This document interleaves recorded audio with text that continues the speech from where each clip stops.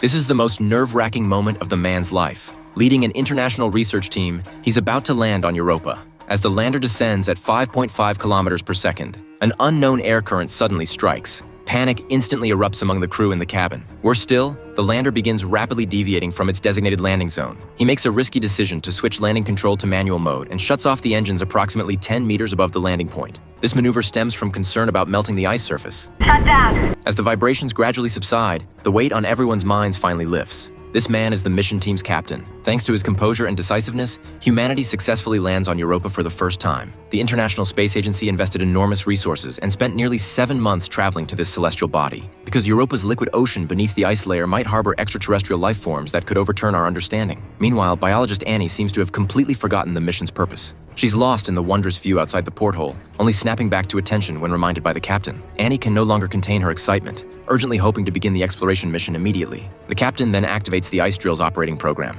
This drill is equipped with a nuclear thermal drill head. After penetrating the ice layer, it will deploy its internal probe. Over 40 hours later, when the drill reaches 3,100 meters into the ice, a clear alert suddenly sounds in the cabin. Everyone immediately drops their work and excitedly gathers around the monitor screen. The moment the probe turns on its lights underwater, they see scenes similar to Earth. They're also thrilled to discover obvious warm current phenomena here. Even more astonishing, sonar detection reveals Europa's ocean depth reaches 110,000 meters. Just as everyone is immersed in exploration, they suddenly hear a sound remarkably similar to whale calls. The operator quickly adjusts the probe to head toward the sound source. But then the transmission feed begins flickering intermittently. The probe suddenly experiences some kind of radiation interference. Annie determines this radiation might originate from Jupiter. The operator immediately controls the probe to dive deeper, attempting to use the water layer as a shield against the interference. However, soon after, something eerie appears on the screen.